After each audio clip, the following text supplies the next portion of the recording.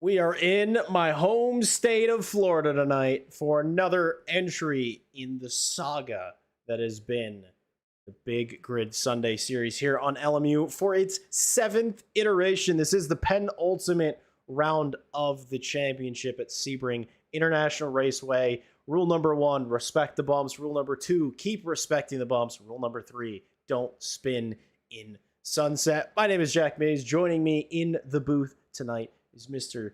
Theodore Edwards. I don't know why I just used your legal name, but well, it's not even your legal name, but I used your made-up legal name. Makes you sound very proper, as you English people like to be known. But we're in the crux of qualifying tonight, Ted, and it's the pro-ams that have hit the track so far. So hoping for a good event. High-ish attrition rate to expect from Sebring, but it's a really, really good circuit.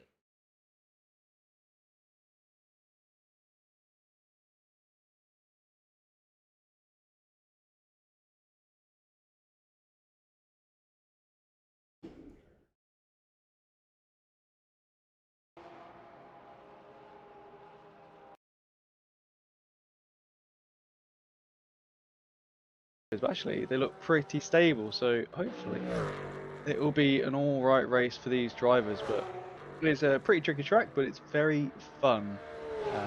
I enjoy it, you enjoy it, and I think all these drivers do enjoy it as well, as Cameron goes to the top with 2:02.303. He's half a second quicker than Winku, who's already done their qualifying and is back in the pit lane, as they are in a different category. Yeah, it's going to be interesting. It's a little bit warm, but it's actually not too bad. I think we had it warmer early on today. I think it was 50 degrees on track or something like that. It was pretty warm. Well, it is 50 degrees on track again, Jack. So you know. I have a sneaky suspicion they roll just about the same server settings for each race. You know, get everybody nice and comfortable if they're jumping out of a P2 and immediately into a GT3 car. Only difference here tonight is that it's not just the usual 2 times fuel usage. There's also 2 times tire wear as well. And not that this is a super high degradation circuit. Believe it or not, I feel like most people think it would be. It's not terribly. Good amount of low speed and medium speed corners and a good amount of opportunity to drift and shred those tires. But I would anticipate a stop with a tire change. Anticipating 2-stop race, 75 minutes long, and lots of general GT3 excitement to expect. It's a good circuit. It's a great circuit. It's my home circuit, sort of. Daytona International Speedway is technically my more local circuit, but as that is not in Le Mans Ultimate yet, as the word on the street is that it will be coming soon. This is my current home circuit. Absolutely love it. The 12 Hours of Sebring, one of my favorite events of the year. I kind of hope the WEC brings themselves back to Sebring. They just extended their calendar with the addition of the Silverstone 6-hour, Ted. I know that's exciting for you. Yeah, I think tickets went live today, I think. And they're probably £1 million British pounds. They're probably not that much. It seems that endurance events tend to be a lot more favorable for actually having fans that can afford to be there, unlike cough cough Formula 1, cough cough Miami Grand Prix. I'm done coughing. But no, it's always good to have big events at big places. I hope the WC comes back to Sebring, because then I get to see 2 race weekends, basically one on top of the other, and that would be awesome. 2 for the price of 1. But enough about what may be, and back to what currently is. Cameron Magruder topping the times for Pro-Am qualifying. Cedric Larcher behind them. Remwink and Jerome NP are amateur drivers that are currently 4th, 3rd, and 4th. Craig S. in 5th. So far, they've got just about another minute or so to set their lap times. So running a bit out of time if they are in the middle of the circuit, and running a bit low on talent is me in the booth. All the wrong buttons. Working the kinks out. I took a week off. Well, I didn't take a week off. I didn't have a desk where I'm currently standing last time because I had just moved. So if anybody was wondering why there wasn't a stream last week, my apologies, I was moving. But we're back. We're better than ever, and we're ready for some racing today, aren't we? We sure are, and it's going to be interesting with the 2x tyre wear in the race, because quite a few of these drivers obviously pushing it in qualifying. We've seen quite a few spins before we went live.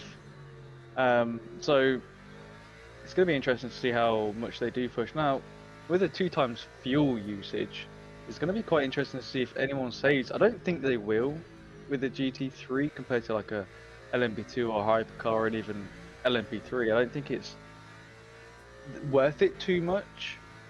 But then again, if you do a little bit of fuel saving, you'll be better on the brakes into corners. But saying that again though, Jack, these guys have ABS, whereas we're not really used to that, and it is a different type of animal to drive a GT3 around a track that you're used to driving something that just has traction control. So I have to wait only 10 minutes and 40 seconds left, roughly, till we end the session and get underway for the green flag of the race.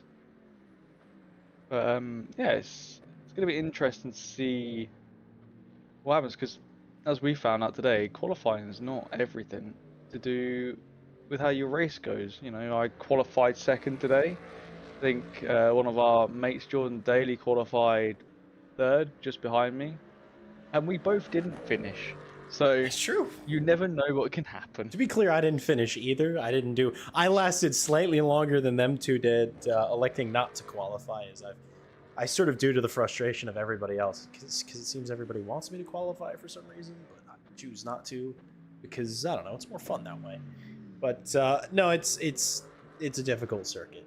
It is absolutely punishing when it wants to be, and it requires a bit of a different mindset to drive around it, because in certain corners, you're not necessarily driving to the limit of what the car can do. You're driving to the limit of what the track allows. One of these corners, the hairpin that Nick DeBrick's going into right now, turns 7. It's one of those things. GT3's not as big of a to-do, but in a hypercar, in a LMP2 and an LMP3, you sort of have to take into account where your car is on the bumps when you start hitting the brakes, because a bump can upset the car, you can lock up, you can go deep, or worst comes to worst, you then spin. So it's a very unique circuit that way. Lots of storied history. I don't know when this circuit was last resurfaced. Frankly, I hope it never gets resurfaced as long as I live, because I'm just gonna say it, I've been saying this for a long time. If Sebring was without its bumps, I genuinely believe that it would be a lot less interesting of a circuit. It would still be great. I'd still go to races there, but it wouldn't have its style. Ted, and what is racing without style? Nothing. It's a lot. Boringness, and you fall asleep at the wheel and just go into muscle memory. Whereas, like today, it was a lot of half throttle in the LMP2 unrestricted version, and I think it's the same with the GT cars. You know, I've done a few races in them, and there's some times where you come out of corners where you really have to think, oh, I just need to half throttle this, else I will spin. Because as much as these guys got ABS and good TC, you do have to sort of think about your throttle position, especially around this corner here. But it can get tricky, and it can just go on you whenever. Like it can start sliding through one corner, but then it could be like 5 corners later, it will just want to spin around on you because you've put too much throttle in too early. So it'll be interesting to see how these drivers handle that, and see who's running what sort of setup, because there's all different sort of setups out there, and some will have a bit of a lower wing for the straights, and some will have a bit of a higher wing, because there's not really that many high-speed corners. I mean, you got Sunset the last corner, you got turn 1, which is quite quick. So we just have to see how it goes in the race. But still 7 minutes left, Jack, and God, it's a long qualifying. Yeah, it is. It's three different classes, all GT3s, 35 minutes from nose to tail, and in any commentator I know, myself included, not the biggest fan of qualifying, because there's only so much you can say about a one full push lap. You kind of run out of things to say pretty quickly. But, I mean, I know one thing we can do. One thing that I certainly appreciate is doing a little bit of an onboard lap, do a little bit of a track tour. I like this circuit. I know it pretty well, and hopefully Miguel Saba, who is definitely one of the quick drivers here in the Mustang GT3, the big American machine, we'll go for a lap. We'll see how it ends up for them. Turn 1, like Ted said, probably the only true high-speed corner on this circuit. Third or fourth gear corner, sort of depends. You got to poise yourself into the kink for turn 2, then immediately hard on the brakes and down the gears into turn 3. You kind of want to avoid these bumps. You can take that one into turn 4, 5, long left-hander here. It's all about finding where you want to apply the throttle. Maybe apply it a little bit too early in the Mustang. Now down to the back straight gurney bend. So this one is known as, into probably the best overtaking opportunity on the track, which is the hairpin at turn 7. Lots of room to go deep or off if you so choose. Around into what's called the Fangio chicane, even though it's hardly a chicane, but we like a Juan Manuel Fangio around here. Turn number 8, Cunningham corner. Another overtaking opportunity, though it is one that you need to be very brave about. Collier curve then through there, entering fully into the middle of the second sector. Tower turn is this right-hander here, much quicker than the previous big braking zone. And then the flying Fortress Straight, the Bishop Bend, which I never understand why it has brake markers for, because I don't think there's a single car that can't do it flat out. Really into the final start of the lap here. This is actually where the pit lane starts for the WEC cars. Le Mans curve that takes you back on to the Ullman Straight, which is missing the new pedestrian bridge. So technically this circuit isn't entirely up to date, but it's the same track. There's just be a bridge above your head right about now. But Miguel Saba looking very, very steady on this lap in Sunset. The final and most difficult curve. One of the most difficult, I think, on any racetrack ever.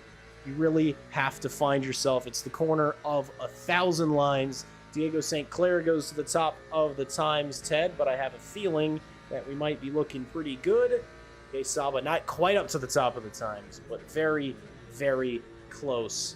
Very good lap, a very steady one, and I really like this circuit. It's a really great circuit. It doesn't love me very much, and, well, it didn't seem to love you very much today either.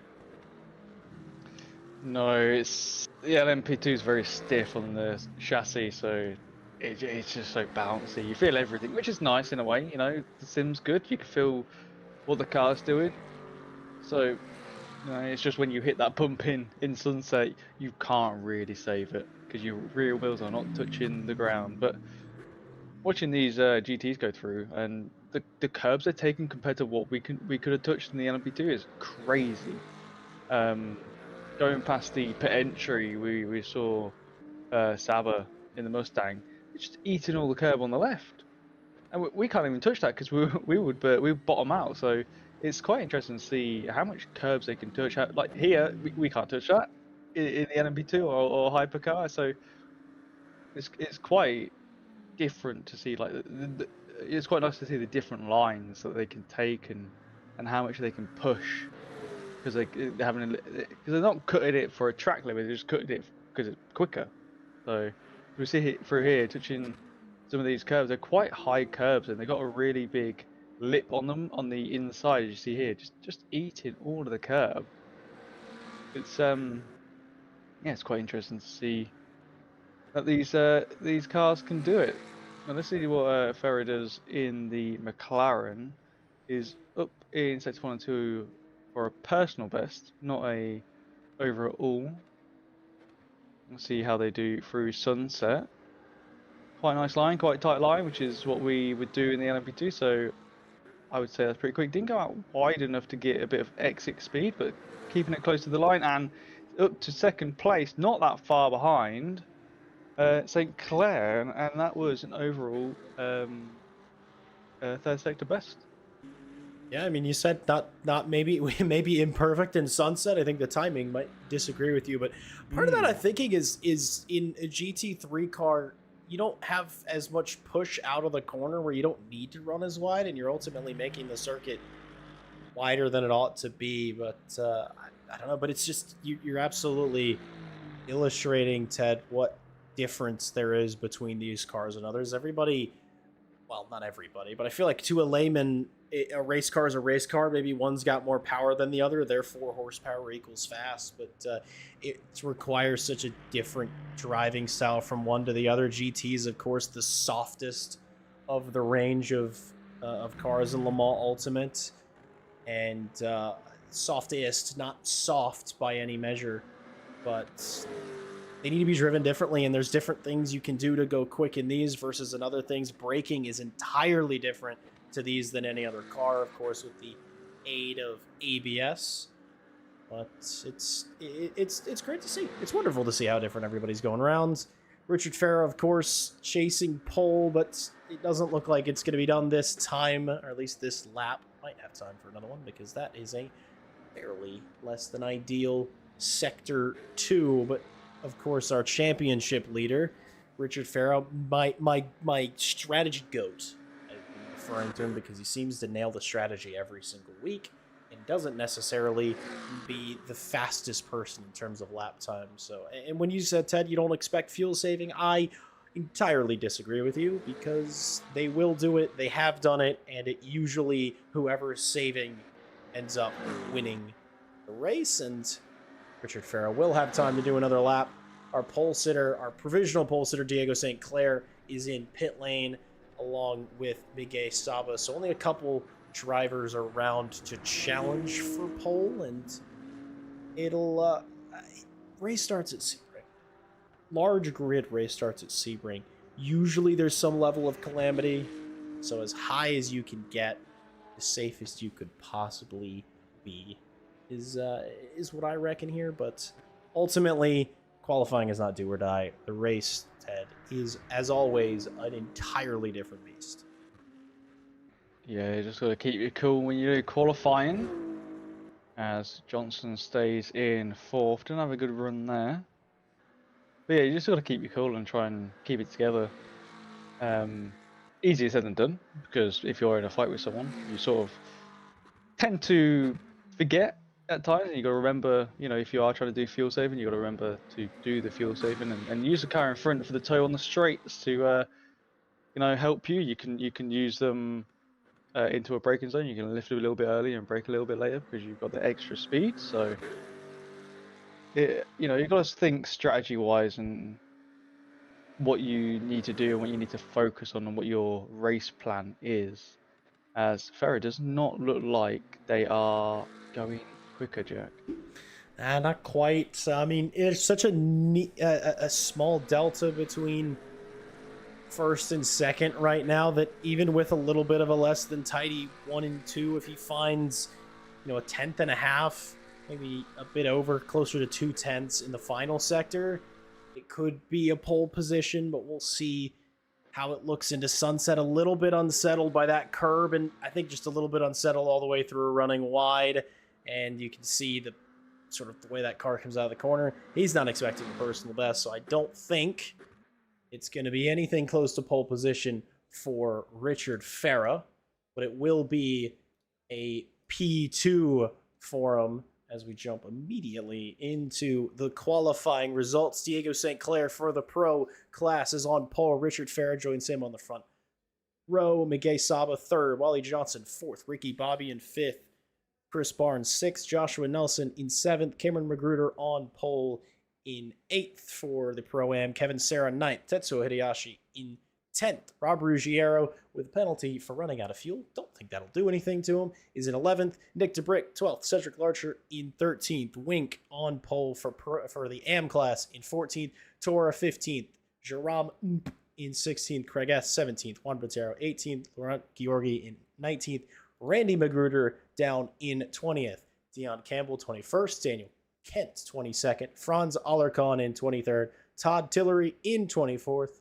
Ladies and gentlemen, Bruce Hopkins and Rodney Ramsey taking up the back of the pack with the rest of the drivers on the board not having signed out of their race, and as a result are going to find themselves with 2 less championship points when it comes to the final round. Please, if you're not going to show up to a race, sign out. If you're not going to show up to a championship, sign out of the championship. It's lame. It's lame, Ted. I mean, let's be honest. It's lame when people do that. But the vast majority, of course, takes a few clicks. It does. It's just a few clicks. It's not hard. At least a minute. You can do it from your day. phone as well. Mm-hmm. I don't know. It's just one of the things. We've had that with the in the community I help run and whatnot. It happens everywhere, but it's just a courtesy just to help out. Just to say, oh, I can't make it today. I'm sorry. But we are almost ready for the race start. I think you have some championship standings to show, Jack. I certainly hope so.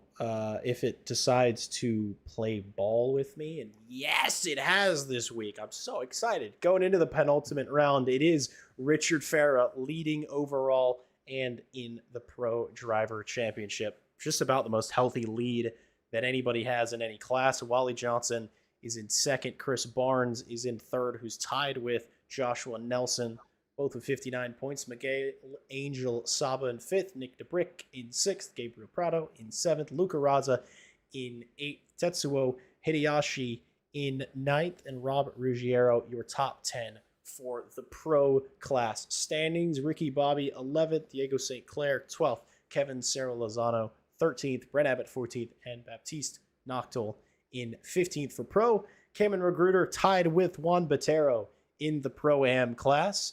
Laurent Georgi just behind them. I think there could be a whole lot of shuffling going on in this and next week's event. So championship well and truly up for grabs in Pro-Am. Danny Campbell in fourth. Randy Magruder in fifth. Carlos De La Torre in sixth. Craig S. in seventh. Daniel Kent eighth. Rodney Ramsey ninth. Franz Alarcon 10th. Jeremy Wazen 11th position. Cedric Larcher and Claret Nolan in 12th and 13th. Rem Wink leads the AM Championship, followed by Jerome Diani, Todd Tillery, Alexander Stanziola, Leon Vendel, and Bruce Hopkins, your third through sixth in the Amateur Championship. Not nearly as many drivers in there, naturally, because if you do well in the AM Champ, you get bumped up. That tends to be how things work. If you're quick, you get put in with the quick boys, and, well, quite frankly, that is, I would say, Ted, how it ought to be. You do well, we're going to put you with some fast boys. So, and they are underway, the fast boys, and so is the rest of the grid. A nice 28 car, 25, some amount of cars on the track. Plenty for some good old racing for the night, Ted. And do you anticipate a clean start, maybe a bit of bother, or perfection? What's your take? I think there's going to be some paint trading. Hopefully, no spin outs, but it is quite a tight circuit in sector 1 after turn 1. So, it's quite tight in some places, and so we'll have to see, Jack. We'll have to see how they do. Now, I know that Bruce Hopkins has had an issue with connection, so hopefully he will be back soon. Hopefully he's already back in, ready for this race as we're about to go under green flag. And the green flag is waved, Jack. 10-second time penalty for the number 9 Ford Mustang. The beamer out in front of Farah going into turn 1. Farah just getting a little bit wiggly.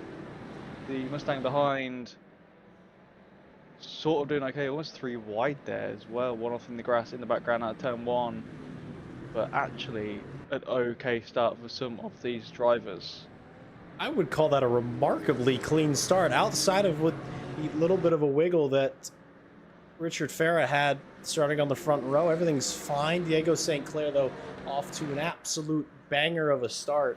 Franz Alarcon, though, that 10-second penalty for jumping the start is going to be served at their first pit stop, I do believe. But no, remarkably clean from everybody. The top tier motorsport BMW leading them off and away. This has been the sort of the top 3 we've gotten used to seeing quite regularly. Diego St. Clair has been very, very quick but not necessarily getting the best results, not getting consistent finishes. So, of course, you say, hey, shouldn't that guy be leading the championship? Well, you got to finish a race to score the points. Everybody looking very, very clean and off to the races. And I'm impressed. Every single time, I feel like at this one I shouldn't be thinking this way, but every single time I see a clean race start from any group of drivers, I'm always impressed. Maybe that's the cynic in me, Ted, but ultimately, it's a great way to start a race. It's the most proper way to start a race, I think. Yeah, sure is. And we do have 29 cars here today, Jack. So you were a little bit off. We do have more than we thought, so that's good. Everyone in the background, single file. So they should be onto whatever strat they're going for. Oh, one enough in the background, that is Saba. Saba's backwards. He's hit the bump, Jack. The bump that I thought you couldn't hit in the GTs, and they did. Oh, the Aston just missing out in the Union Jack colours. There's a few cars.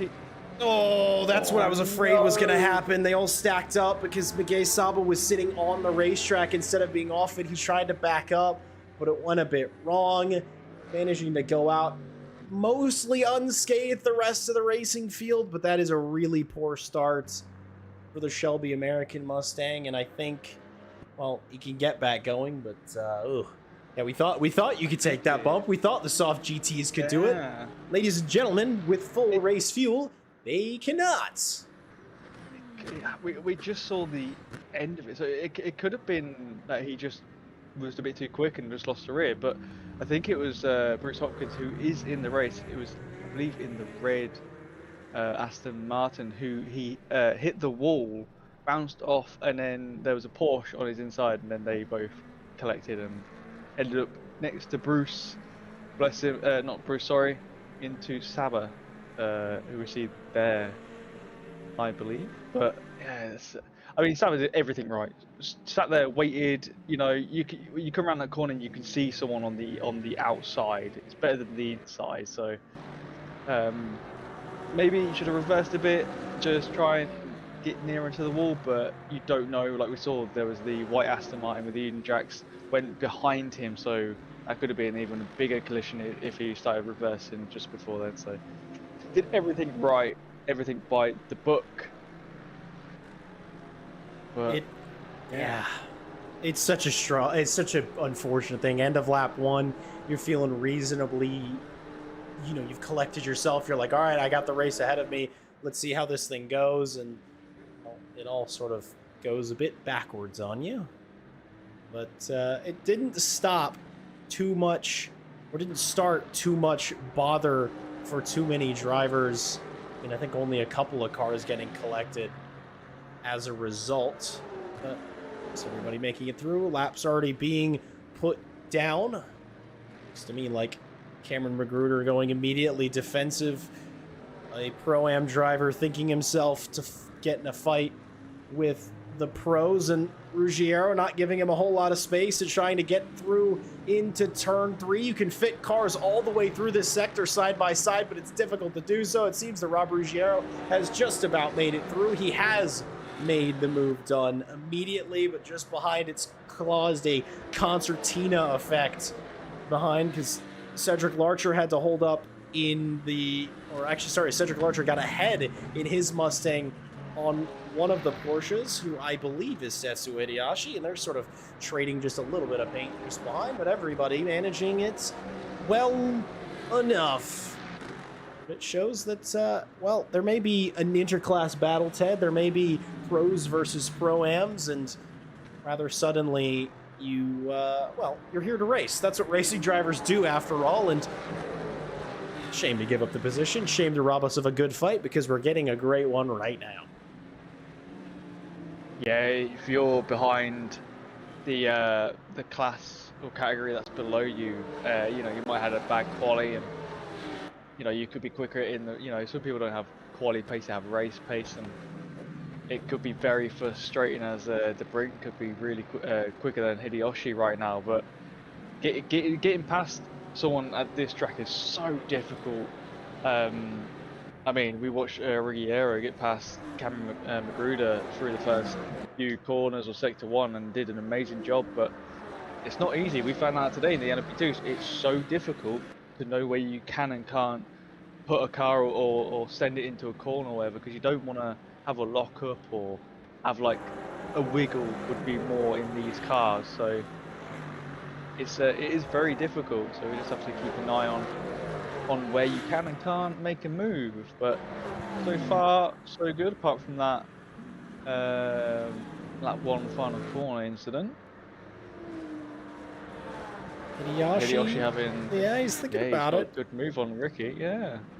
It just shows that everyone has a different driving style, different lines, and the tighter line through T1 is definitely a quicker one. As long as you can open the steering up, you have such an amazing exit, and you want to be close to that wall.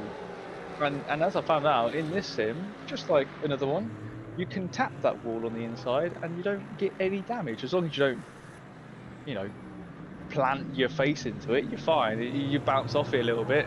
It's quite nice as we see it there. Mustang giving Hideyoshi a little bit of a tap. Yeah, just a little bit, just saying, "Go on, let's get moving." Hey, he says, "Hey, you're slowing me down. The guy behind me is breathing down my neck, so I'm gonna go for a move on you." But Hideyoshi shutting the door just a little bit. But no, you can touch a few of these walls and get away with it. That's probably though the one in turn 1 is one of the few, since you're kind of being brushed away from it. But this will sort of happen. It's the sports car racing equivalent of a DRS train. You have one sort of slower driver ahead of a train of faster drivers, and on a circuit like this where you can't overtake freely and easily, you know, it's going to be tough to sort of find it. I still peeled on DeBrick and Hideyoshi. They just seem to be unable to get away from each other at all. It does seem that Nick DeBrick is going to have the run down the straight. Overtaking into Sunset is not easy. It's a little bit scary, but I think the Mustang's going to have it with the inside. Tetsuo Hideyoshi trying to hang it around the outside in the Porsche. He's going to actually stay there. He's going to hold it, but as the circuit, or as it continues to go right, wiggle from the pair, and that's kind of opened up a bit of a spot just behind. Somehow, though, still two alongside each other into one, and this might go back the way of Tetsuo Hideyoshi as Cedric Larcher, he's like, hey, a spot's opened up here for me in the Proton Ford, but he hasn't found his way through yet. That's excellent between the two of them to make that one work and make that one stick. Mustang on Mustang violence, I feel like might be coming here, Ted, and that's a big no-no. Yeah, it's like the American Civil War all over again, Jack. But I did notice that we have Los Ruggiero in the BMW. They have DNF. I saw them dropping down the timing screen with a grayed out and DNF symbol next to them. So I wonder what happened there. Nothing I can see in the driver's chat. Oh, a little bit of a tap. Nothing crazy. I just love it. You can do those in these cars. This is a sim, and nothing is bad about it. Yeah, it's good racing between the three drivers here. I think Larcher's just waiting for an open gap. There's two cars in the background. There's a purple Porsche on a Lexus, I think it was, but I think the Lexus did get through. There was a NP just losing a position. Maybe just a bit, but yeah, no, that class-leading netcode is what the kids call it. Now that Nick DeBrick's through, he's going to run up the field. We're going to look a little further back. The Pro-Am fight. This is one of the other trains that's being led by Carlos De La Torre. He's got Rem Wink up his backside and Todd Tillery further behind. And of course, when I said this is a Pro-Am fight, it's a bit of a Pro-Am amateur mixture. It's a whole slew of cars, inter-class battles, but it doesn't really matter in the grand scheme of things because we're out here to race, we're out here to enjoy ourselves. Trade a little bit of paints. Peter's at the front though, Ted. They've gotten really close. They've been trading lap times over and over again. This is really as close as Richard Farah has gotten since the launch of this, and he's extremely close coming out of turn 5. And through turn 6, he might have a run here into the hairpin. Yeah, it's just, these guys have been fighting a little bit as we tries to go around the outside. He might make this stick. Might get a better exit because of the Beamer had to take a tighter line, but he's not. Beamer's got the grunt on the exit.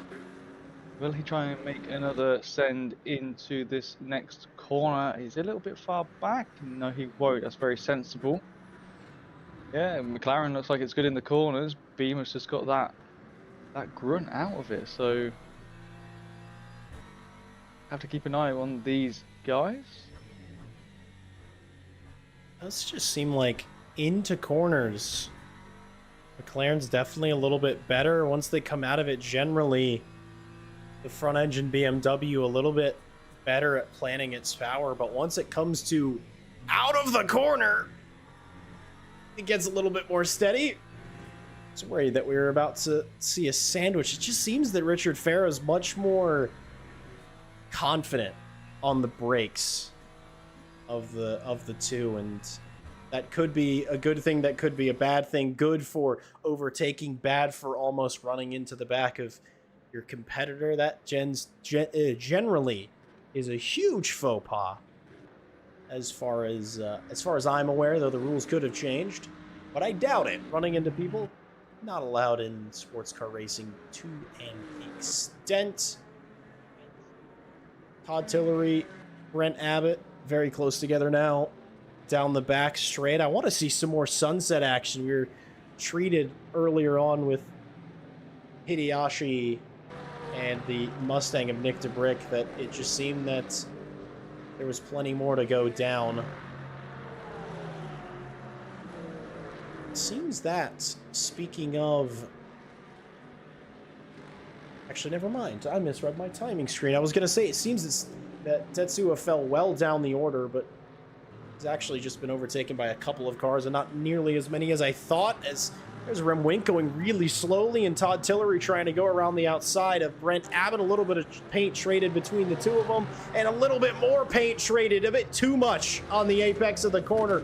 Round goes Todd Tillery, and round goes the BMW of Brent Abbott as well. These two are going to have to wait to get back onto circuit. Abbott, though, a little bit closer behind, able to get through, but that was got a little nasty there. Ted, it's so close through that sector. I feel like it's easy to be like, oh, that was a bad move, but when I say you can be too wide, there's about 2 cars width through all of those corners, and a little misjudgment can lead to something like that. Yeah, so it's so, you know, from the cameras we're looking at, it looks pretty wide, but when you're side by side like that, you just got to trust the other driver not to make a mistake. And in that scenario, they trusted each other. One made a mistake, and they both were around. Porsche on Lexus though. Porsche got the grunt.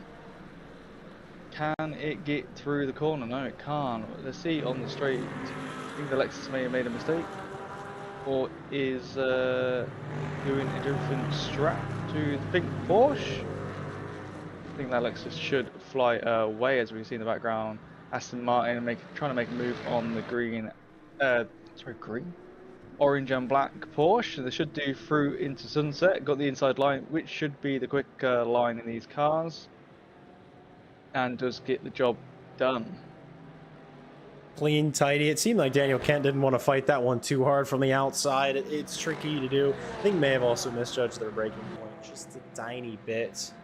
That was Carlos De La Torre getting through. Now thinking, maybe I have the run here. I have the grunt, and the door was open briefly, closed immediately by Randy Magruder.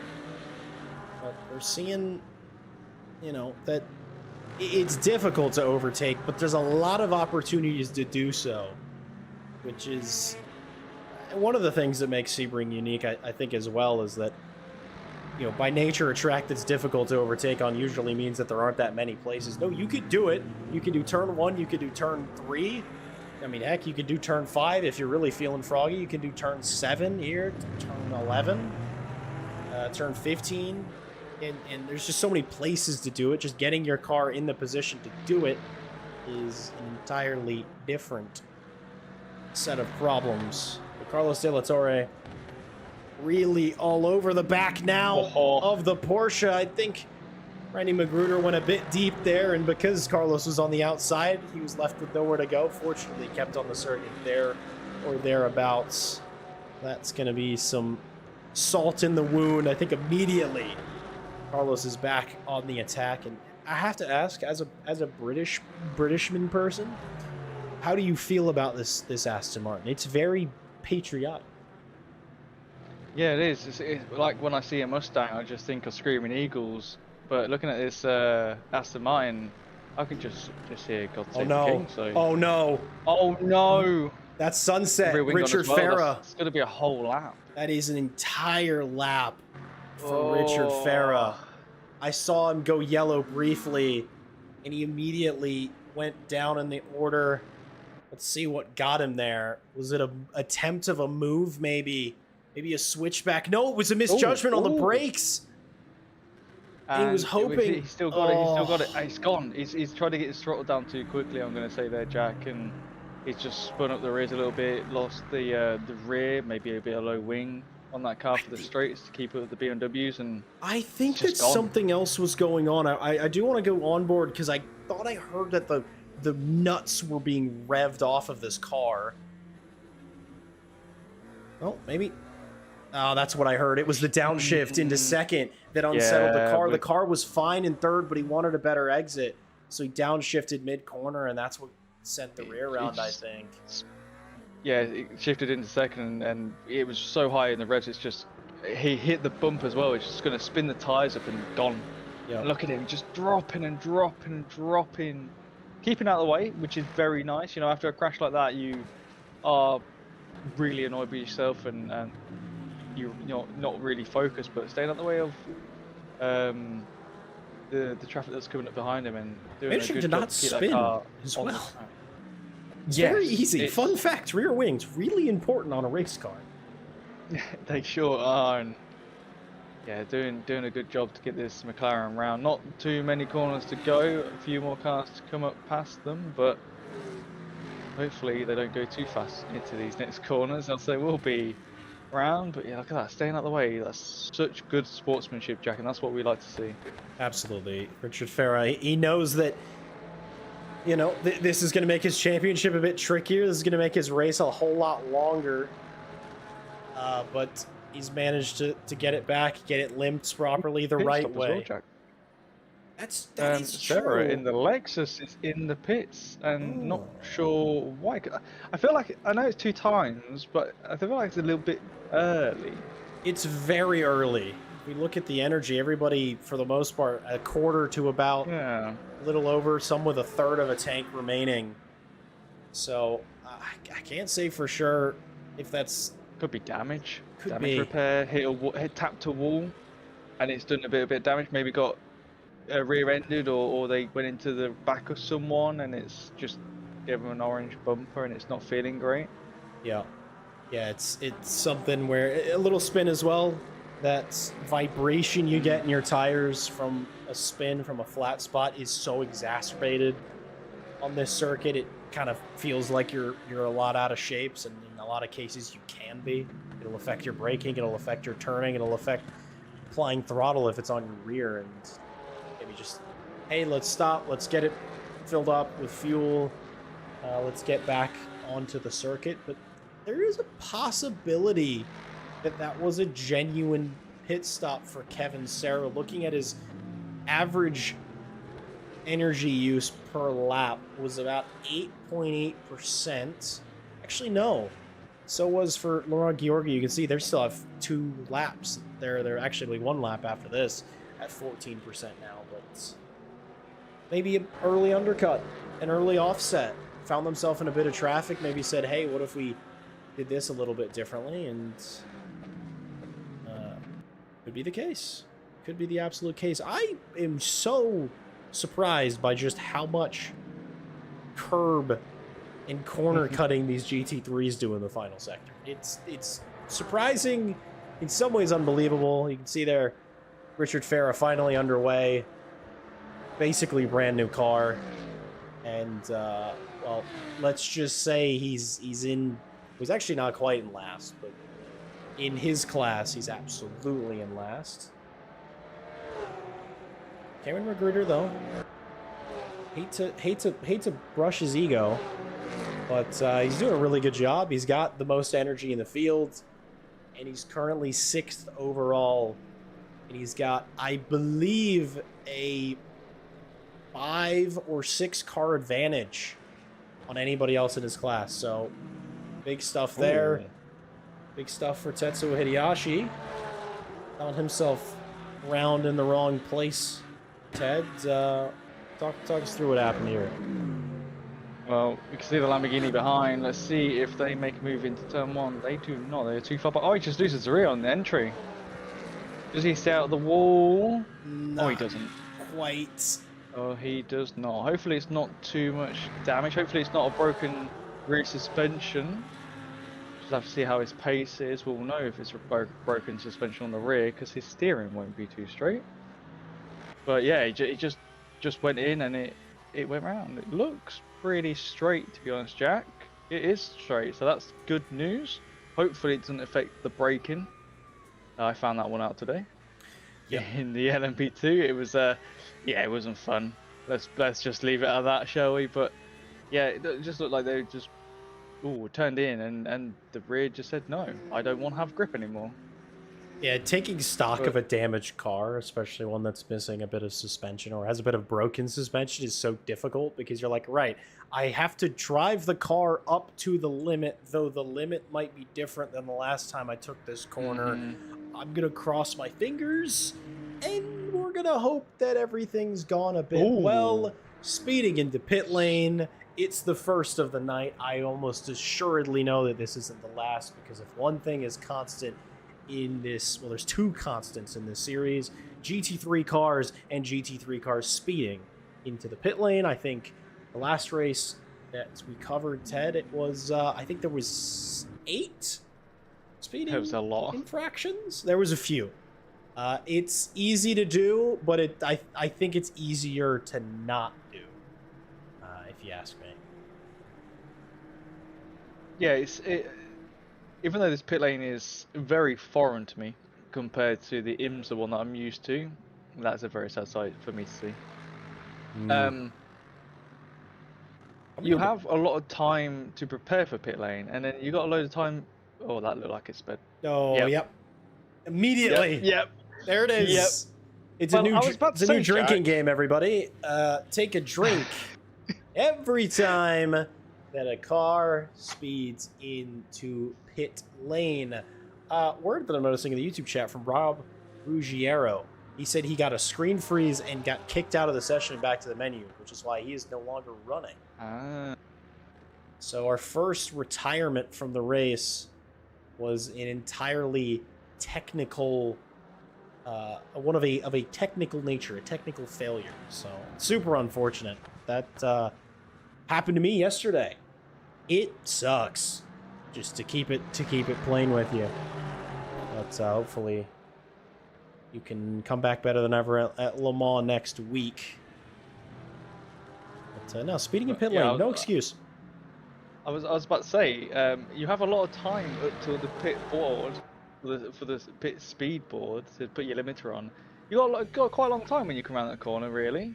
As we see here, on board with the Lexus, you know, it's quite wide, and you come around here and you got ages, and that's how you do it. But Todd Tillery didn't do that. We saw that live, and yeah, the whole world saw it. That's a shame. The whole world. But a lot of people coming down pit lane, 7th to 14th, Jack. Yeah, it's gonna be busy. It is a bit busy, and that means especially one special thing with Le Mans Ultimate is the fact that there is full contact in the pit lane, a bit of contact with the pit wall, and that car is going to need to back up. You know what? I was hoping you didn't say that. I didn't hit the pit wall, to be clear, but apparently I went so deep in my pit box that they didn't want to lift me up. I went backwards, I went forwards, I went backwards again, and then finally they lifted me off the ground. It was unfortunate. But there was full, entire collision with all cars and walls in pit lane in Le Mans Ultimate, and that just sort of means that sometimes you have to enter your pit box sideways, like we just saw with the Corvette there. Sometimes it means your car is going to need to be turned and you're going to need to exit your box sideways. It's just, it's cool. It's awesome. It's fantastic. I don't know of any other sim that does that. No, because it's all ghosting in pit lane. But I think Maybe R quite a few Factor people 2 did it at one point. I don't know. I wasn't there. maybe, That was before my time. but quite a lot of people don't realize or know that there isn't ghosting in the pit lane, even if you're in your pit box.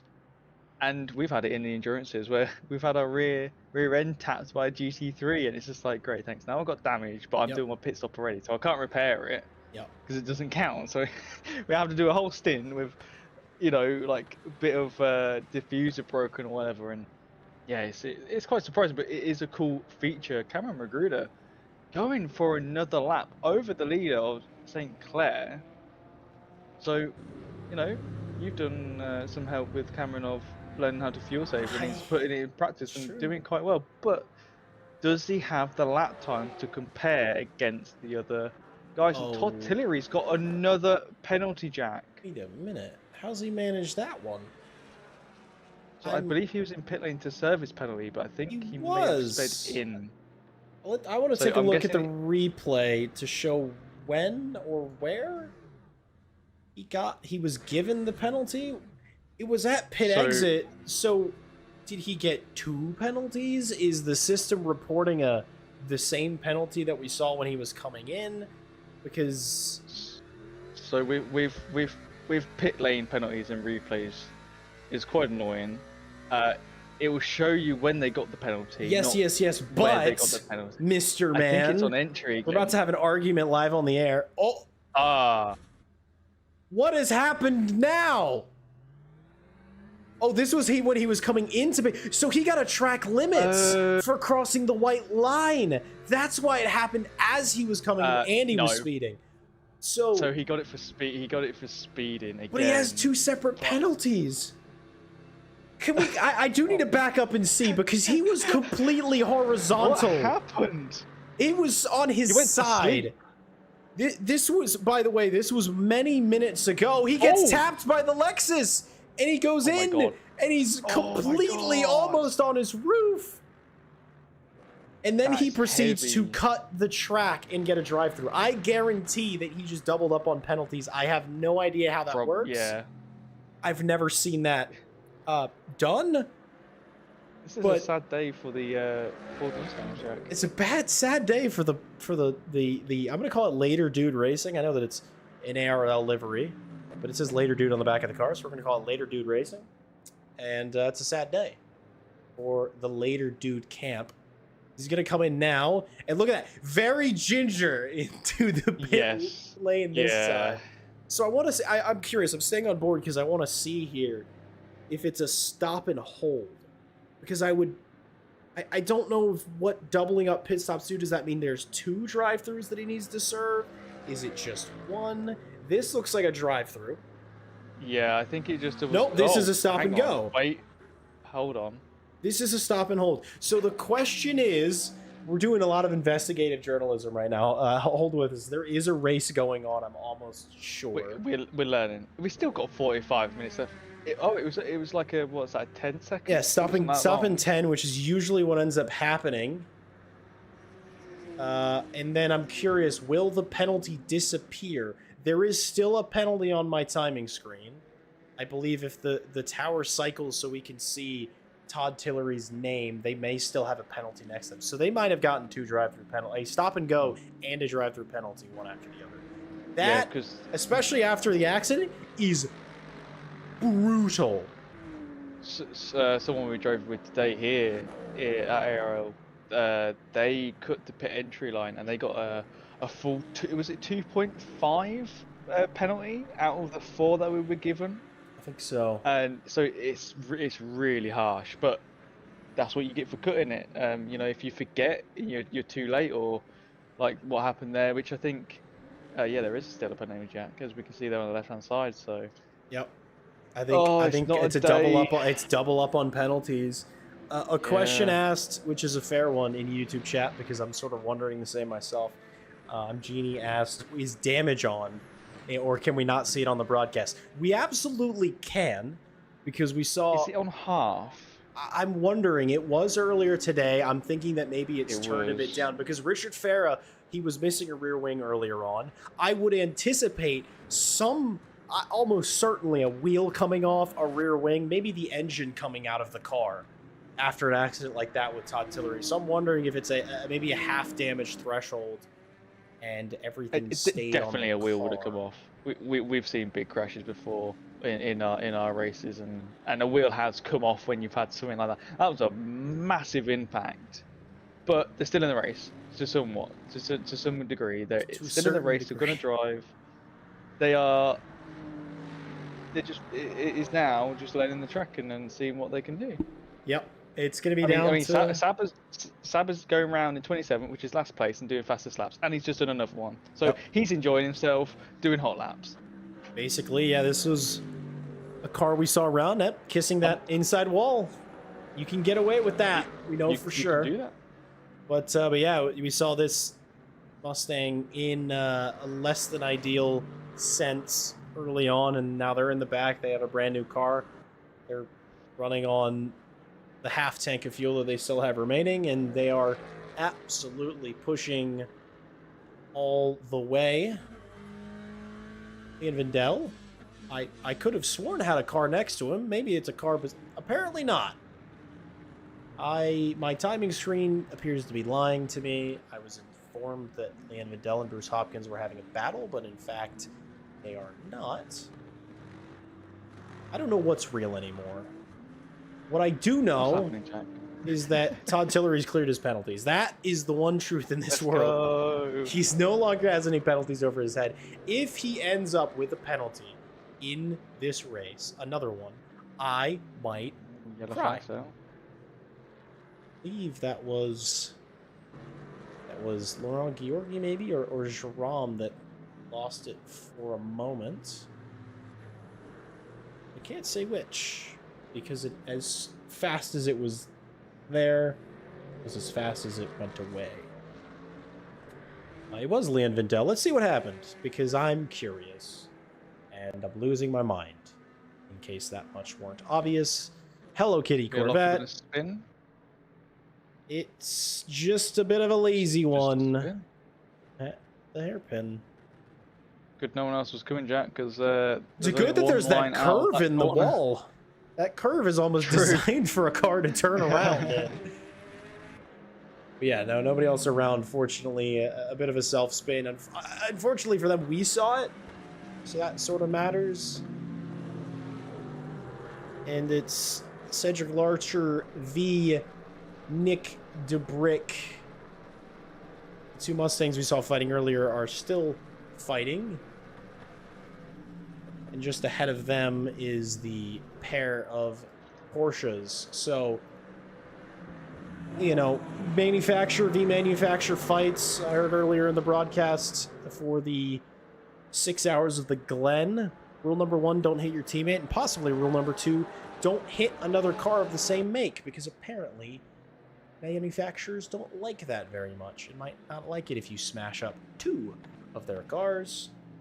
Fortunately, this is a video game. Smash them up as much as you want. And finally, not 2 cars of the same make! Josh Nelson versus Chris Barnes. They seem to end up next to each other, overtaking, racing each other week after week. So I'm sure that this is going to be a slow burn, but still an action-packed fight between the pair.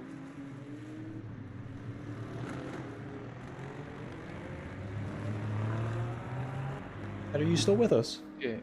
I'm just I'm seeing where everyone is in positions. Obviously, we can't see. There are 3 different classes here: Pro, and Am. I'm just seeing where everyone is, roughly about the halfway point into this race. As we have a little bit of a chill. There's only a few fights going on, Jack. So I thought I'd do some little look-ins to see where everyone is. I was worried you fell asleep, not because the race is boring, but because it's late at night. Just so we're clear, late in the morning. Early in the morning. Ted and Kevin as well, whenever either or both of them are in the booth with me, their commitment is greater than mine because they are 5 and 6 hours ahead of what we are on the East Coast, respectively. so it may be 8:40 p.m. for me right now, but it is just about 1 in the morning, or rather 2 in the morning. 2 in the morning? 1 in the morning? 2 in the morning, yeah. There we go. And here we go. Barnes, a huge run. I think Nelson there tucking in, letting him have that one just a little bit as they came down the straight. Maybe thinking they know better. Maybe doing a bit of teamwork there. They could be chatting with themselves in a voice chat, perhaps. Current leaders in class. Diego St. Clair leads in Pro. Cameron Magruder leads in Pro-Am. And Rem Wink leads in the Am class. Your overall positions, of course, Diego St. Clair at the top of the field, followed by Wally Johnson, followed by Kevin Sarah, followed by these two drivers that we see on our screens. Barnes in 4th, Joshua Nelson in 5th. Cedric Larcher just managed to sneak up ahead of Nick DeBrick, or some form of that. Actually, no. Somebody just fell down the order, I believe. I see what's going on here. There's a big fight here, Jack, for 11th place. There's 5 cars, I believe, all for 11th place, and I've been keeping an eye on the timing tower on the left, and it's been quite close to see Rem Wink in the background in the blue, white, and pink Ferrari, trying to make a move on the Lexus. Also getting followed by the Ford Mustang, who had a penalty early on in the race and has since cleared it. But I know Wink's livery straight away. I said before we went live, I went, "Oh, that's Rem Wink," and Jack was like, "Yes, because that's the same livery they run on the LMP2 we do earlier on in the day, and it does stand out quite nicely. It's quite easy for us to spot." So, you know, they are leading Am at the moment. Hopefully they play it safe and don't go for silly moves. But if they have the pace on any cars in front, then you know, you've got to sort of try and make a move. At the moment, just sort of sitting there, you've got a Mustang following. If that Mustang tries to go for a move, then maybe they will give them some room. There's a bit more groups, packs of cars forming. Nick DeBrick with the 2 Porsches, and I do see exactly what happened here, why I was a bit flummoxed earlier. It was because Cedric Larcher and Nick DeBrick were behind Ricky Bobby and Cameron Magruder, and now have found themselves jumped ahead of the pair. Still in the same order, each pair of cars, but swapping who's ahead of which.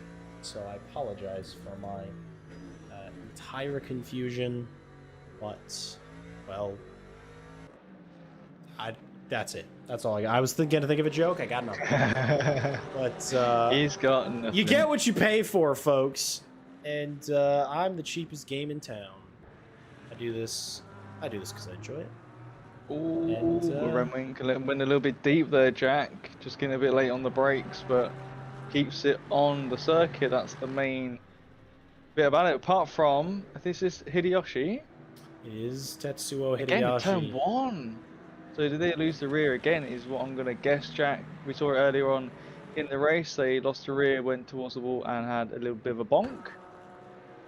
And I'm going to guess it's the same situation. Turn it, and the rear loses grip. Let's have a look. Ooh, a bit later on in the corner, but yes. And into the wall again. Yeah, it's such a difficult corner. It is a heavy commitment. I love it. My goal is to get as close to the wall as I possibly can on any given moment. I think Tetsuo is more concerned about the exit rather than the apex. It's twice now, and this time it cost him, well, it has been sort of costing him a little bit. Every time he loses the car like that, he's finding himself just a bit further down the order. It seems that just behind him, Dion Campbell and Craig S. are having a scuffle. A scuffle indeed.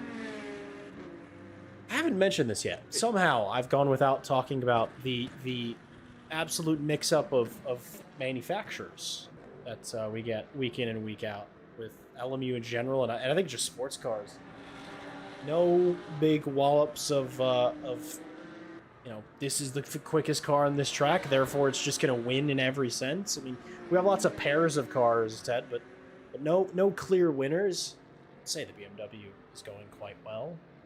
But, I mean, Richard Farrow was the fastest man on track at some point and has since been flummoxed by Miguel Sabo in the Mustang. So it just seems to be whatever you bring to the field on any given day, you have a chance to go quick. Yeah, a bit better than a hypercar bop around some tracks. Am I right, Jack? So it's good nice now, though. Probably. I know it is. I know it seems it is. Good. But yeah, we got BMW, Aston Martin, Lexus. We got a Porsche, followed by 2 Mustangs, 2 more Porsches, and a BMW for your top 10. So it's quite a few Porsches up in the top 15. So it's Porsche looks like it's still quite strong in sprint racing, as we see here. Porsche on Aston Martin on Porsche, going for the under, which doesn't work. Randy's doing pretty well in that Porsche to hold off Carlos, but will Carlos be able to make a move out of this corner? Maybe not. It just feels like, Jack, that these cars are like the same in a way. Yeah, they've got different engine displacements and you know, different aero and all that sort of thing, but they feel like a cup series where they can't really make a pass on each other because someone's got better cornering speed, someone's got better corner exit, someone's better on the brakes, and they, you know, it's the nature of this track where it's very difficult to make a move. Will they go to the inside? They do. Carlos trying to go for the under into Sunset. Oh, that was very close. Don't think there was any contact there, but very close on the camera we were watching from. And Carlos does make it through on Randy. Randy should have defended the inside, as that is a quicker line, but does well to not make any contact and can still try and fight back for P10. Did see Sierra come into pit lane, which is not surprising, Jack, as they did pit earlier than everyone else. Yeah, they seem to be running a bit of an undercut strategy. They'll be able to make it to the end, no problem. It's going to be pretty trivial for these LMGT3s to make a half-hour plus stint, even on double fuel. Though actually, I just said that out loud. It's actually not trivial for these cars to do effectively a 1 hour and 1 minute stint. Can be done. Requires a bit of fuel saving. So Kevin Serra might actually find themselves in a less than ideal position at the end of this race, maybe having to do a bit of a splash and a dash. Georgi versus Hideyoshi. Tetsuo, when he's the right way around at the exit of turn 1, seems like he's got quite a bit of pace in that Porsche, and also it is quite a nice livery. It sort of makes the car look like it's a bit damaged. Almost looks like it's etched in a way that it sort of, that's kind of what a car looks like when it has a bit of front bumper damage. So it keeps tricking me more than I see it, but it is incredibly striking. It looks great. It actually, it's giving me some ideas. It gives me a Damascus look. Oh yeah, it's quite. It is quite nice. It does look damaged. But I was watching it earlier on in early stages of the race and thought, oh, they got bumper damage, like they've been rubbing with someone. But no, it's just a really nice design they've got on that shiny silver car.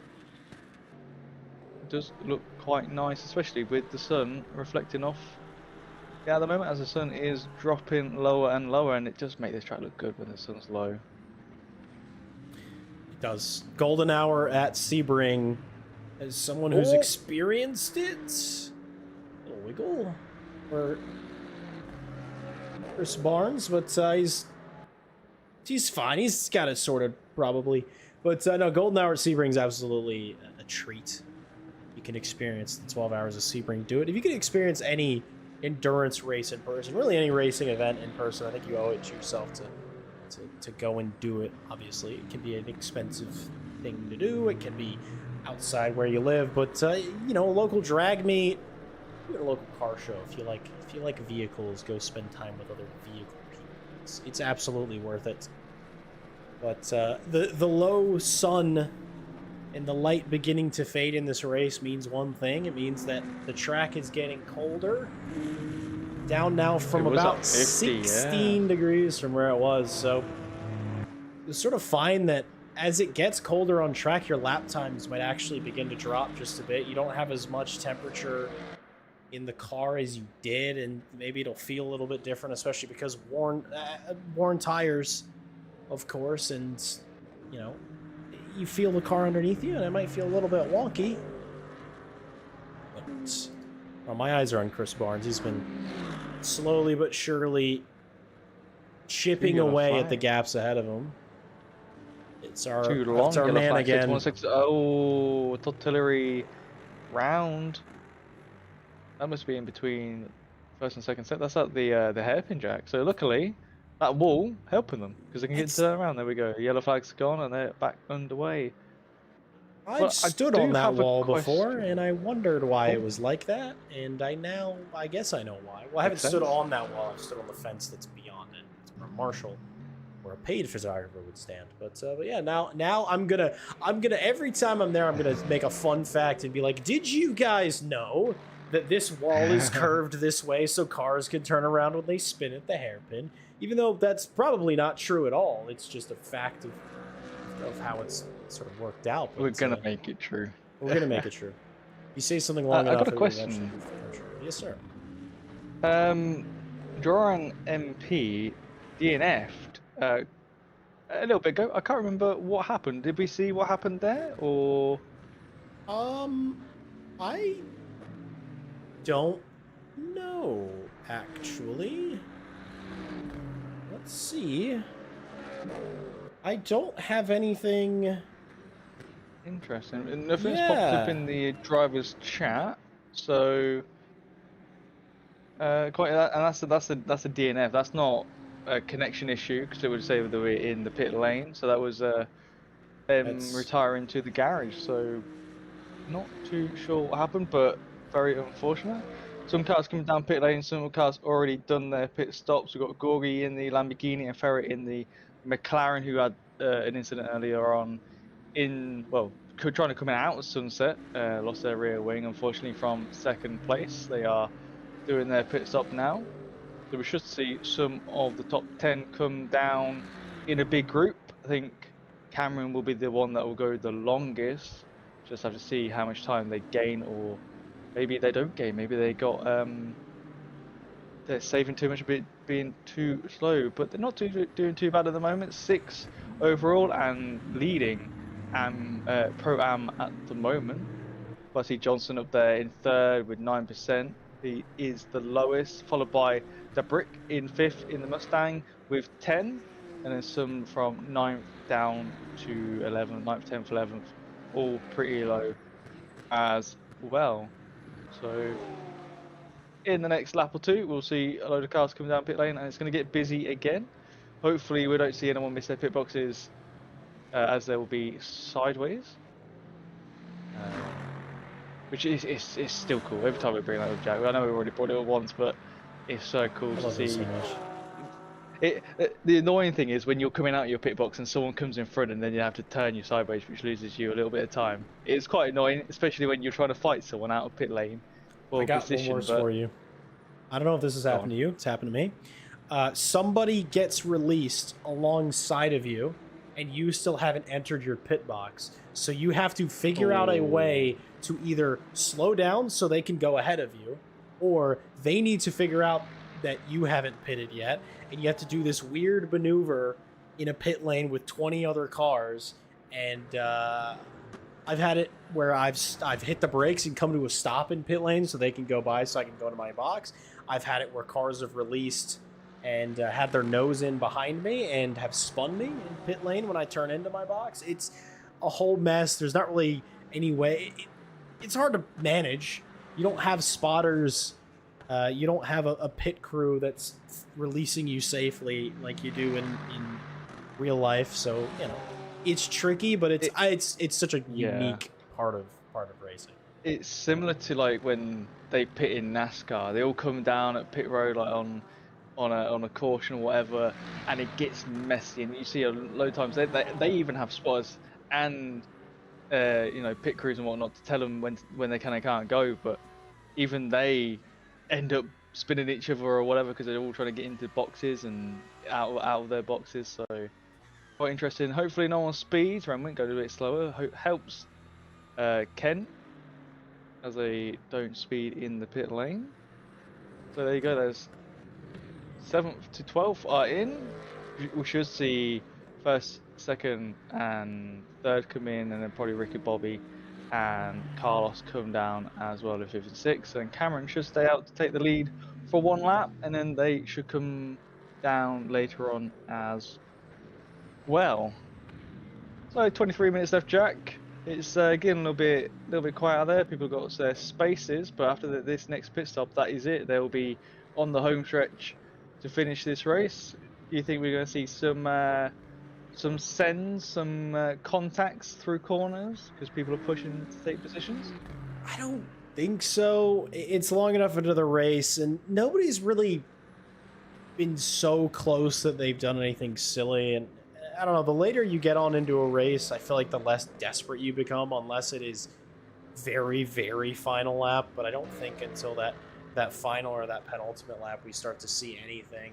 I was wondering here whether Chris Barnes would be able to make it another lap, but it doesn't seem that he can. So St. Clair and Nelson are going to stay out, so that might hurt Chris Barnes' ability to hold on to second. Wally Johnson, of course, was in well before, so I think that he'll be fine there, but there might be a jump in the top 3. Nelson might find himself up in position by going out, but no, I don't think anybody's going to do anything too dumb. I think everybody's been driving extremely well outside of the one piece of contact that we really saw in the first sector between two cars. There hasn't been much else. There's been plenty of moments that have been close, like such, and there's been it wasn't the greatest moment. That was back marker as well. That Porsche is not even on the same racing lap, and this illustrates something that happens when you pit early. Is Wally Johnson right now, because Deion Campbell's ahead of him. They are not on the same lap. Deion Campbell. Hey now. Not sure if that was contact. I don't know if those two cars. Oh, rear wing's gone. Oh, it's going they don't know. worse. They don't know, Jack. They don't know that they've lost their rear wing. They do have on their UI in the bottom right near where all their like electronic is to say like if the engine's blown up or whatever and whatnot. They do have a widget down there for damage on the car, and they would be flashing for the rear wing, but they didn't notice. They just lost it on their own, and they go backwards into the pit lane wall, just before the pit lane wall, actually, I think. That's the retaining wall that separates the pit lane from the. What a dodge by the Lexus. Yeah, that could have been poor, but round again. I think it's going to be. I hope they notice that they don't have a rear wing because I think they figured out that something is wrong. Maybe not exactly what, but I wonder where they were going. I believe they are in Sunset. They are in Sunset, and I got confused there myself because they look like they're going a different way, and that car looks so unstable. We saw earlier Ferreira didn't have his rear wing out of Sunset and had to take it really slow, and Porsche there not doing the same thing. Nelson and Saint down into pit lane, Ricky, Bobby as well. Cameron stays out and will take the lead of the race for another lap or two. He's really, his pace has actually been impressive. He's sort of been lapping there or thereabouts with the leaders. He's maybe been sort of half a second to a second off, but as the track has cooled and everybody across the board has slowed down a bit, he's been able to keep it reasonably steady. Of course, his best lap is nowhere near the front of the field, but he's doing well to hang on to it. I think it's going to be 2 more laps.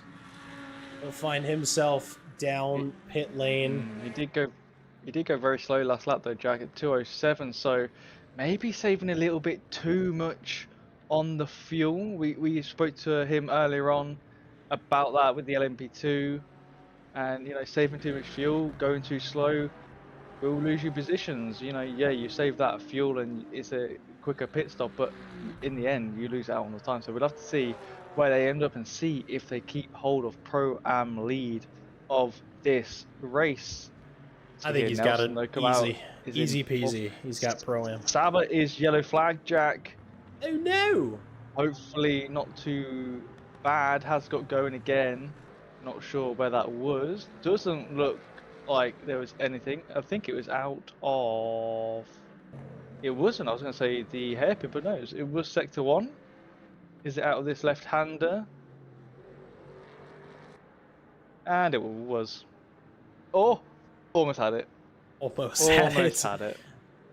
These are big, heavy racing machines, and once they start to get a little bit loose like that, they sort of what is known as a tank slapper. A little wiggle of the hips, and round it goes. But Miguel Saba, of course, one of the drivers here that isn't fighting for anything other than their own pride. They have the fastest lap of the race, but they are well and truly in the back of this field. Really not a whole lot to work for them, but Richard Farah still pounding around. Speaking of drivers who were in a bad way at one point, no rear wing early into this race, about 20 minutes in, has found themselves up to 19th, which doesn't sound like that's great, but he was pretty much a full lap down, almost 2 laps down, I believe, from the race lead, and is not on the racing lap, but is on a racing lap with many others. So final 17 or so minutes could find himself a few cars up. So hats off to Richard Farah. Of course, it's worth fighting for.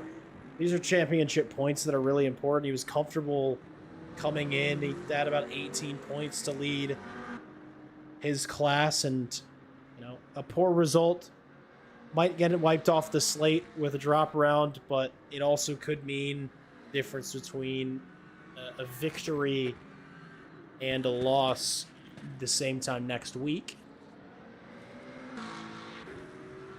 Does seem that pit stops are almost complete. A couple of cars still staying out. Cameron Magruder is going to come into pit lane. Franz Alarcon has just done now, and gotta say, Ted, Kevin Serra, is not gonna make this race. He's gonna have to stop again. Yeah, I wonder why they pitted so early, and obviously that just threw them off their pit strat. It's quite interesting because no one else has struggled, and you know, everyone's got a different way of fuel saving. Some are saving more than others, some are using more than others. So unless they weren't fuel saving, but even then I think they could still make it. I'm not too sure. Yeah, I'm very interested to see why that Lexus can't just do a 2-stopper. But I mean, hopefully it doesn't hurt too much of the race. There is quite a bit of time between the cars down to 15th, so hopefully they can get a top 15 today after doing a 3-stopper, but we'll have to wait and see. With 15 minutes left, Jack, Cameron Gruder does come down pit lane to do their pit stop. I think they will come way out in front in the Pro-Am class. Yeah, they have... Well, we'll actually see. It shouldn't be that close, but Carlos De La Torre has been on a bit of a Carlos De La Terre through the field. I will not apologize. That was awesome. But no, he's sort of been tearing through the field slowly but surely. But I think Cameron's already hit pit exit. He's already coming back out. He's got about 8 seconds ahead of Carlos. Or excuse me, no, he's got about closer to 18 seconds. He's got 14 seconds between himself and Carlos. So plenty of room to breathe. Plenty of fuel to burn. The question is he going to try to maybe push a little bit. He actually set himself up with plenty of fuel, maybe an extra lap or two. So he might try to push for some lap time. I mean, it does beg the question. You're out on your own. You're sort of doing nothing. If you were Cameron right now, would you maybe bust some quick laps in, sort of make yourself feel better about your innate pace, or would you take it nice and easy to the finish?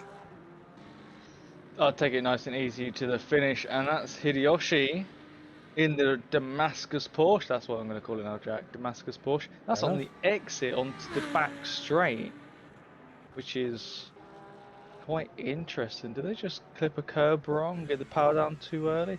Or is that the rear end losing the grip again? Let's have a look.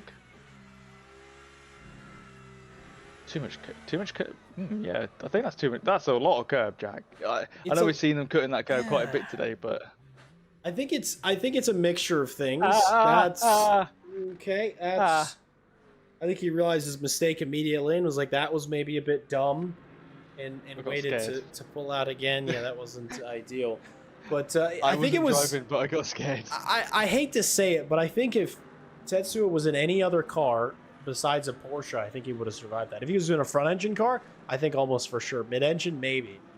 But just the fact that Porsches are the way they are, that's why I keep shouting Porsche moment. It's a thing. It's a thing that happens. Ooh. Diego St. Clair, first one in the 201s. Was wondering if Miguel Saba's time would stay, but track has gotten colder. Maybe a new set of boots for Diego St. Clair. Can't say for sure, but they're comfy in their car. They haven't really been under threat at any point once we lost Richard Farah to the great sunset in the sky. But he's not been under threat. Wally Johnson is. Bit of a unique line taken by Joshua Nelson there, Ted. He sort of drove it halfway through the grass. He got a really good run, and he's going to try to outbrake the BMW from the outside, and doesn't quite get it done, but still, you know, favors to be made in the top three. Still podium positions, not quite certain. Wally Johnson's driven if anything, a bit of a quiet race, and Nelson and Barnes has sort of been carving their way up through the field, and it seems that after the stops, strategy has put Nelson on the right side of the coin, and, well, now it's just a battle of pace in the final 11 minutes. Sure is. Not sure if anyone else is close on fighting, Jack. Maybe if we have a look at the interval. We're going to have a quick peek to see if anyone's close. But yeah, it's getting to that time. We've got just under 11 minutes left of the race. So it's quite a nice drive in the night here. It's not too tricky, as there is some floodlights around the track, so it's pretty decent.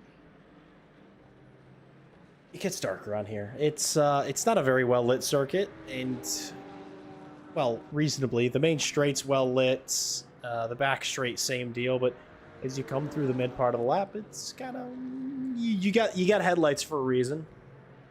Fortunately, no Lightning McQueeners out in force. But out of the rear of this BMW, that is a fairly sinister looking Porsche. This was at one point a blacked out Rexy, then it became skeleton Rexy, and now it's cartoon Rexy, I think is the fair way to show things here. But I don't know, Jack, I can't see it. It's a bit dark. It's a bit okay. All right, guy. All right, guy. Just wait for the checkered flag to wave. Then the couches will get set on fire, and then the circuit will be a lot more lit up.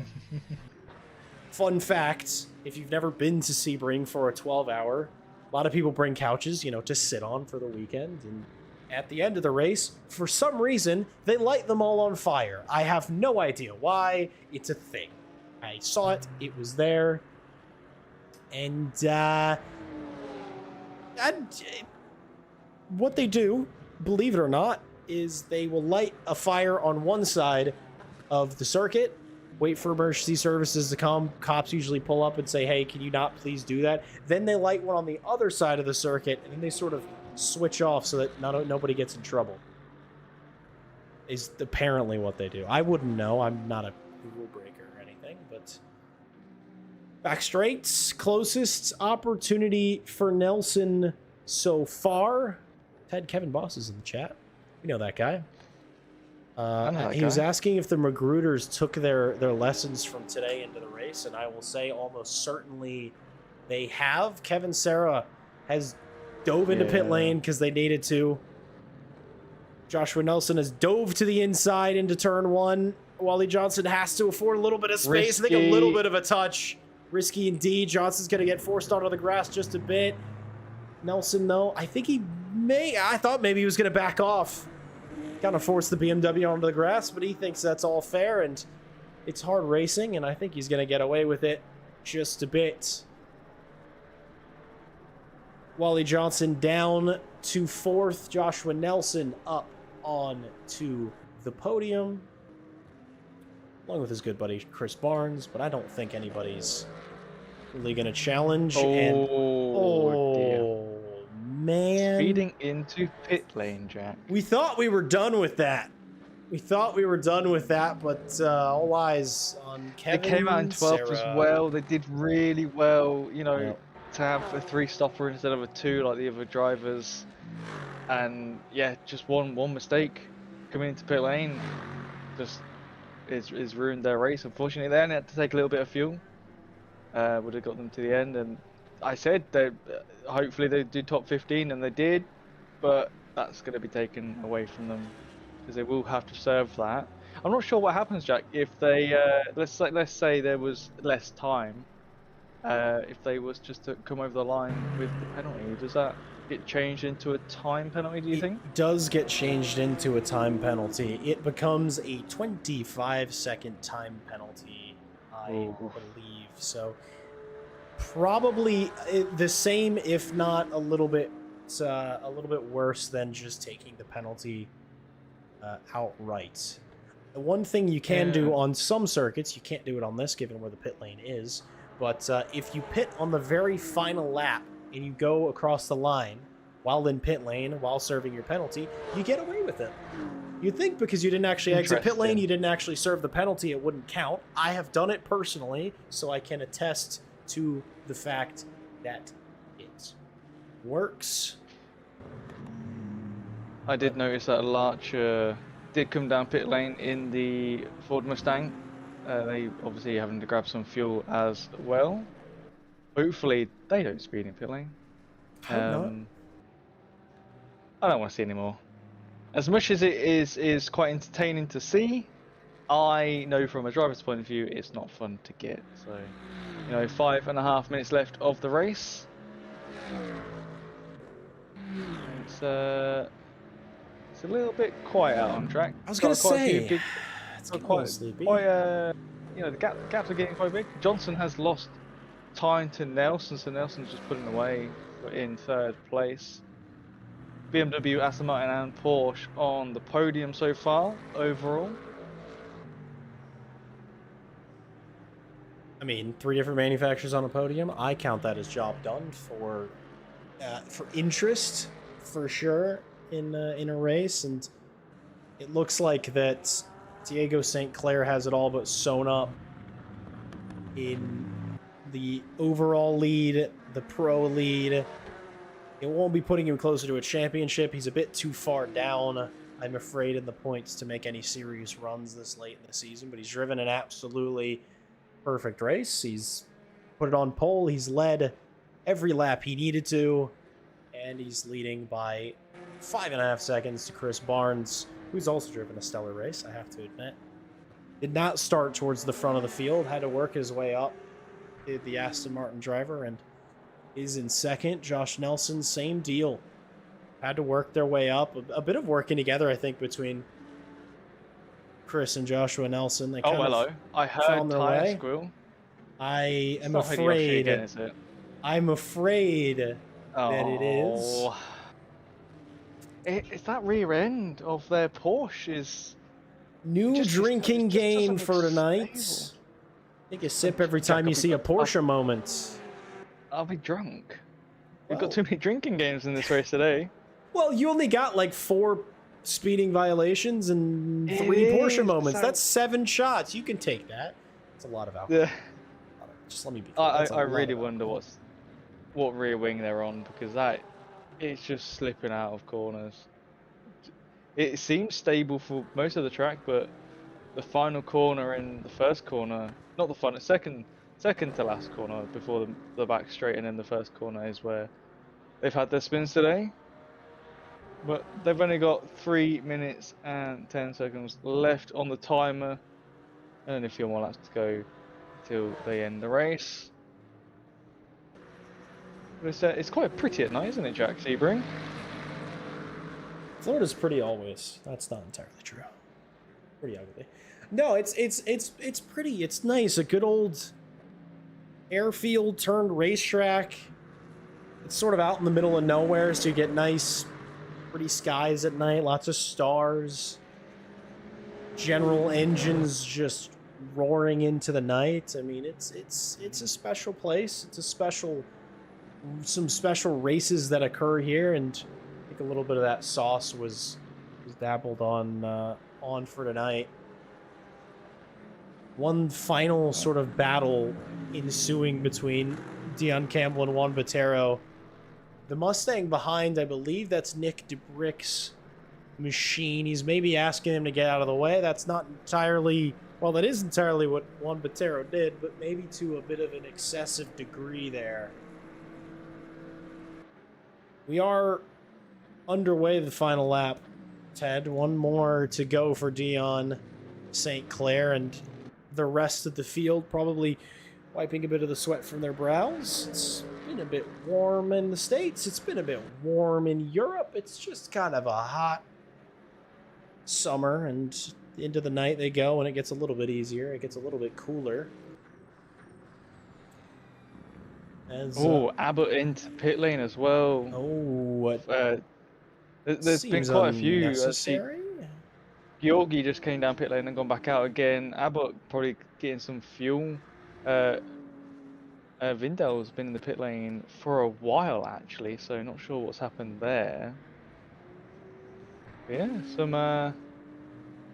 some drivers taking on fuel. That means Wink goes up to P11 and Farah goes up to Farah, who was in second, has only lost 10 places so far, Jack, after losing a rear wing. That's good going.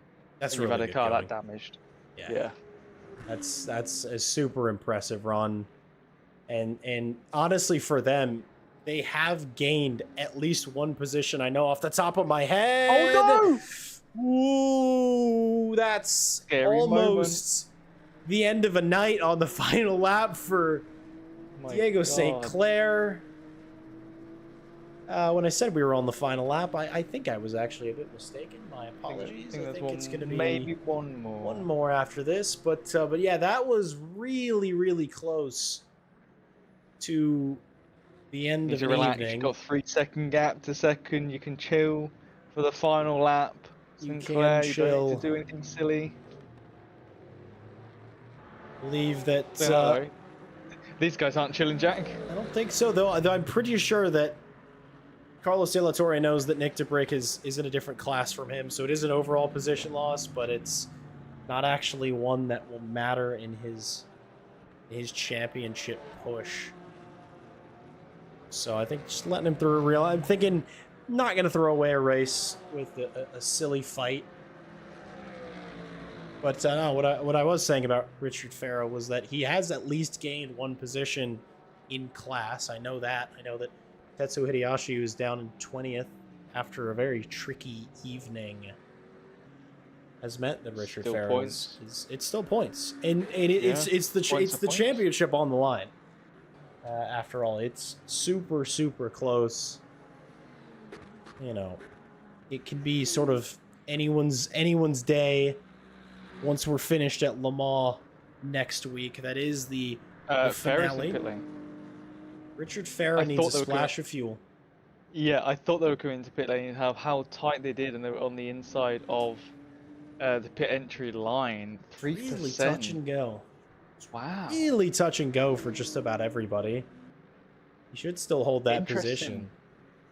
It has been an interesting race all round, Jack, and you know, coming into these final moments, people diving into pit lane just to grab a splash, as they have been overtaken by the leader, and then we've got a sector 1 and 2 yellow flag again for a driver. But on the back straight, St. Clair coming to the last corner of Sunset, and will be going round to the checkered flag. Yep, they're gonna take it. They had to fend off a mighty McLaren, but after that McLaren disappeared, so did Diego St. Clair into the sunsets, through Sunset, and across the line to take victory at Sebring. Chris Barnes narrowly is going to snatch it over Josh Nelson, who was hunting him down towards the very end of it all. Wally Johnson is going to take the checkered flag just after. Cameron Magruder, another great drive from the young driver, seemingly knowing that he's on screen because he started waving a bit early. Was going to take victory in Pro-Am. One hand on the trophy. It's going to be a close fight next week. If he can repeat this performance, the championship will be his. As a 5th place for Cameron Magruder. And it will be a 6th place, maybe, possibly, over Nick Dubrick for Ricky Bobby. It's going to be a drag race across the line. The Porsche's going to get it. Nick Dubrick's not quite going to have it. And Carlos Torre as well going to cross the line as well. Daniel Kent, the next to come through to take 9th. Top 10. He's nothing to scoff at. Not nearly as many cars retired as perhaps I was expecting. Would be that GT3s are just easier to drive than LMP2s, and I for a fact know that. The top 10 for Randy Magruder. Next to take victory in AM will be Rem Wink, almost a top 10 overall. Superb drive from the Feza driver. Brent Abbott's going to come through as well. Kevin Boss made a point in the YouTube chat. He said, you can't see anything on the racetrack. You'd expect they have more floodlights. I disagree. It's part of the heritage of the circuit. Also, you can actually see surprisingly well. At least trackside you can. As I can attest to. Broadcast-wise, it's a lot of just big, bright headlights and not a whole lot of vision, but most 24-hour tracks or extreme endurance tracks are kind of like that. Kevin Sierra, they were a yellow flag, Jack. They lost 2 positions. They were in 12th after their splash and dash, but comes across in 14th. Still finishes the race, so did a good job there. And here comes... Oh, he's running out of fuel. Yes. Dion Campbell's running out of fuel. He's got 0% energy. Somebody, if anybody is left on the circuit, please come push Dion Campbell. Because he's so close to the line. He's got nothing left in the tank. The car is in neutral. He is crawling towards the line. I don't know if anybody is left on circuit to come and give him a push. Where is it? He'll make it. He'll make it. Yeah, he should make it. He'll make it. Eventually. Please. As Dion Campbell comes across the line, I do want to say thank you, ladies and gentlemen, for joining us. There we go. All drivers have officially finished the race, fortunately. And immediately, well, I was going to say immediately Dion Campbell returns, but no, he's going to sit and maybe give a sigh of relief as he sits and waits and relaxes as this race has come to its entire conclusion. The results as they stand after 75 minutes. Diego St. Clair, victory in Sebring. Chris Barnes, 2nd place. Joshua Nelson, your third podium sitter and the last to spray a bit of virtual champagne tonight. Wally Johnson, 4th. Cameron Magruder, 5th, taking victory in the Pro-Am class. Ricky Bobby, 6th. Nick DeBrick, 7th, narrowly. Carlos Tora in 8th. Daniel Kent, 9th.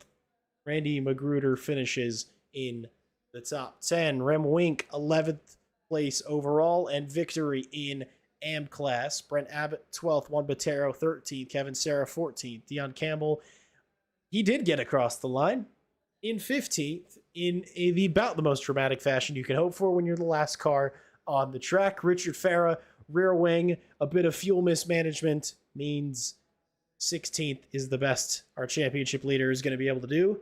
Franz Alarcon in 17th, Craig S. in 18th, Laurent Gheorghi in 19th, and Tetsuo Hideyoshi says he DNF'd, but I know for a fact he crossed the line. Cedric Larcher, 21st, Bruce Hopkins, 22nd, Todd Tillery, 23rd, Miguel Saba, 24th, and Alexander Stanziola, our last of our finishers, with Leon Vidal, Jerome, and Rodney Ramsey, and Rob Ruggiero, all are non-finishers. Tonight, the sun has set, so has the race, so has everything else that I have interesting to say. Ted, any final words before we bring this show to a close? Well, it was a good effort from everyone. It was quite entertaining to see the different strategies, and obviously some didn't work for others, but all in all, that was a pretty good racetrack. You know, there was some spins and some assisted spins that we did see, but mostly everyone finished the race, and it was a pretty good one. Yeah, it was a great start. Some good fights. I think just about every corner that you could make a move on, we got to see a move done. Maybe save for one or two, but a great circuit. A bit of a tough one. It's a long race. It's a difficult race. Most everybody respected the bumps. The few that didn't, well, they know what they did wrong and they ate their consequences fully. Plenty more going on, though, at ARL, not just the Sunday LMU series. There's plenty more besides. If there is a sim you like, if there's a day you want to drive it, chances are you will get to. If you head to americasracingleague.com, that will take you to SimGrid, that will take you to Discord. Everything that you need are on both of those platforms. It's a wonderful little community. A broadcaster, great broadcaster. Commentators, guest commentators, great people. I'm not biased in any way whatsoever. The next broadcast will be next Thursday, as Season 3 of the GT3 Championship on iRacing will begin. Lots of changes there. It's the same basic formula, but a lot of things that should make it even more exciting than it was last go around. And we will be back this time, well, slightly earlier this time next week for the finale of this championship. Ladies and gentlemen, thank you so much for sticking with us tonight. Thank you so much for being in the chat or just liking, commenting, saying nice things about us in public. Go out in public and shout how good of a person I am, please. And but no, thank you so much for being here. Have a wonderful and safe final few hours of your weekend. Wherever you are, we look forward to having you out again soon enough. Thank you so much for being here. From us at ARL, have a wonderful night.